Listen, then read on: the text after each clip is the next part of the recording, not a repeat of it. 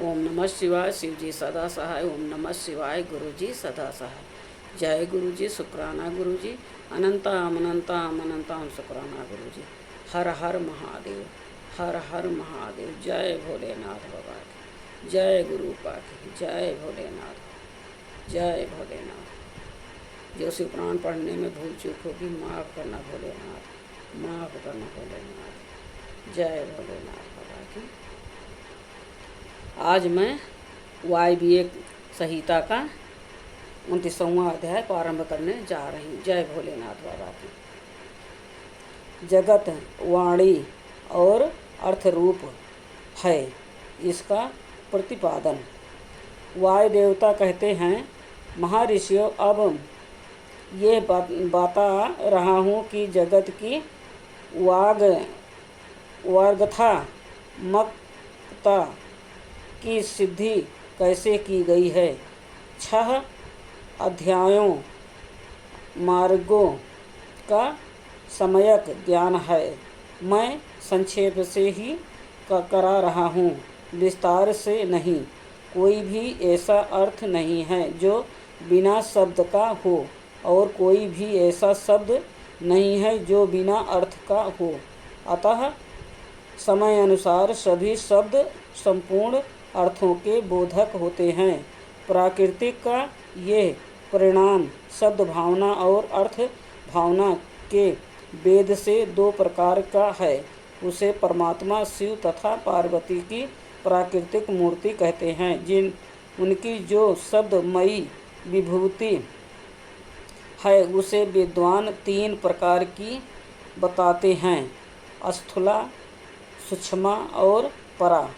स्थूला वो है जो कानों को प्रत्यक्ष सुनाई देती है, जो केवल चिंतन में आती है, वो सूक्ष्मा कही गई है, और जो चिंतन की भी सीमा से परे है उसे परा कहा गया है। वो शक्ति स्वरूपा है, वही शिव तत्व के आश्रित रहने वाली परा शक्ति कही गई है।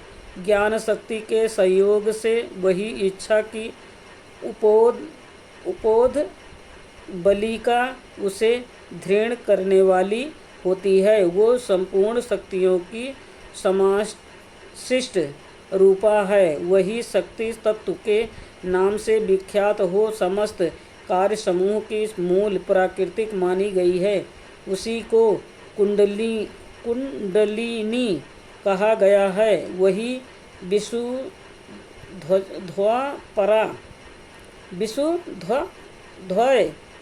परा माया है।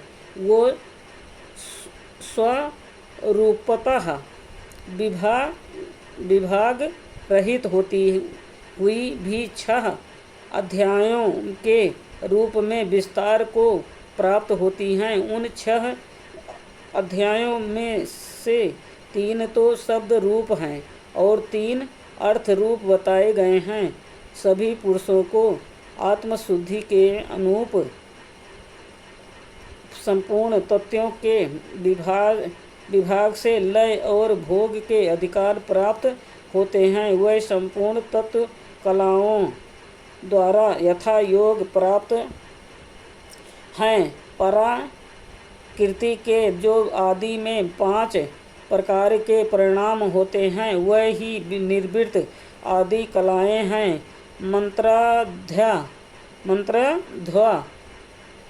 पदाध्या और वर्णाध्या, ये 3 अध्याय शब्द से संबंध रखते हैं, तथा भुवनाध्या, तत्वाध्या और कलाध्या, ये 3 अर्थ से संबंध रखने वाले हैं। इन सब में भी परस्पर व्यापक भाव बताया जाता है। संपूर्ण मंत्र पदों से व्याप्त है, क्योंकि वह वाक्य रूप हैं। संपूर्ण पद भी वर्णों से व्याप्त हैं, क्योंकि विद्वान पुरुष वर्णों के समूह को भी पद कहते हैं। वह वर्ण भी भुवनों से व्याप्त है, क्योंकि उन्हीं में उनकी उपलब्धियां होती है। भुवन भी तत्वों के समूह द्वारा बाहर भीतर से व्याप्त है, क्योंकि उनकी उपस्थिति ही तत्वों से हुई है।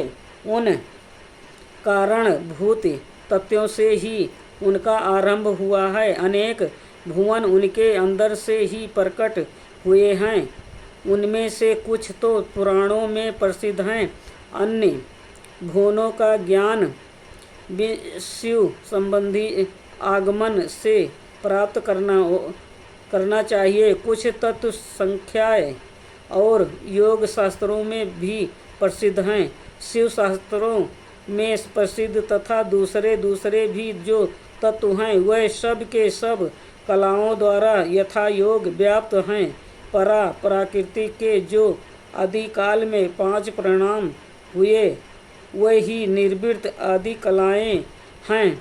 वह 5 कलाएं उत्तरोत्तर तत्वों से व्याप्त हैं, अतः पराशक्ति सर्वत्र व्यापक हैं। वो विभाग रहित होकर भी 6 अध्यायों के रूप में विभक्त हैं।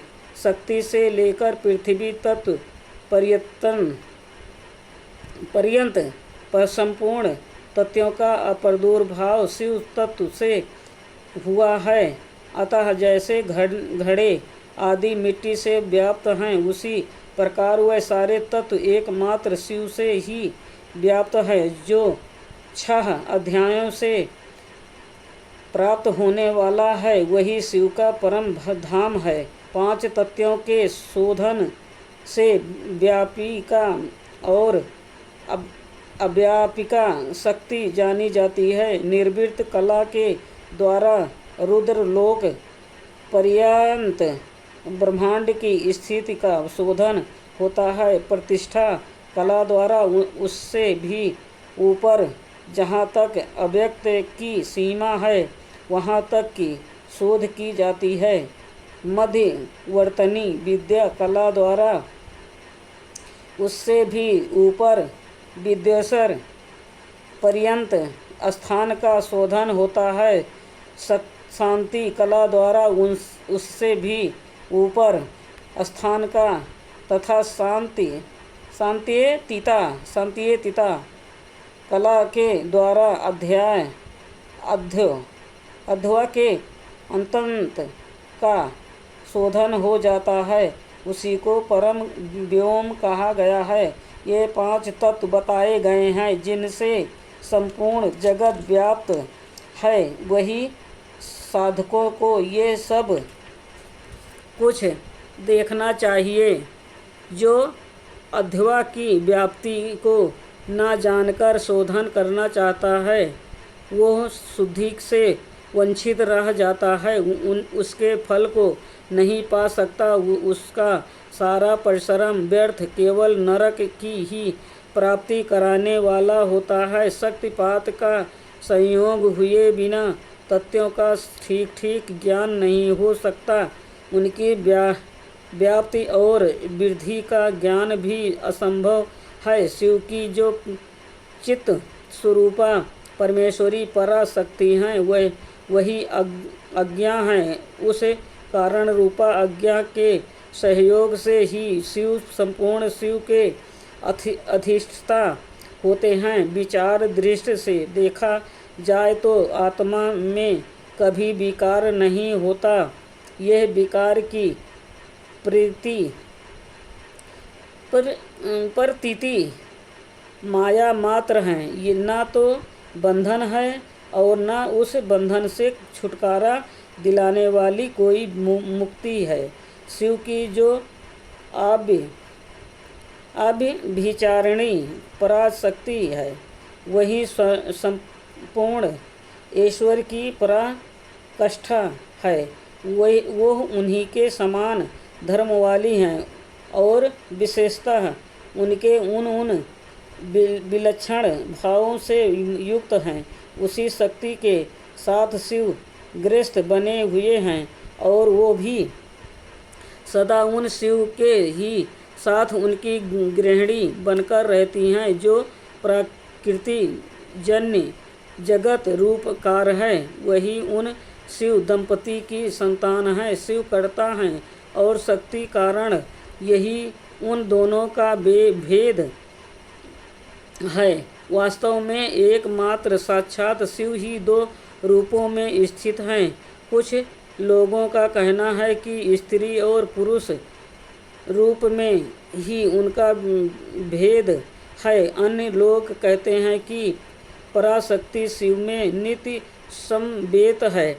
जैसे प्रभा सूर्य से भिन्न नहीं है, उसी प्रकार चित स्वरूपिणी पराशक्ति शिव से अभिन्न ही हैं। यही सिद्धांत है। पता है शिव परम कारण हैं, उनकी आज्ञा ही परमेश्वरी हैं। उसी से प्रेरित होकर शिव की अविनाशी मूल प्राकृतिक कार्य भेद से महामाया, माया और त्रिगुणात्मिक प्राकृतिक इन तीन रूपों में स्थित हो 6 अध्यायों को प्रकट करती है। वो 6 प्रकार का अध्याय वर्गमय है। वही संपूर्ण जगत के रूप में स्थित है। सभी सहस्त्र समूह इसी भाव का विस्तार से प्रतिपादन करते हैं।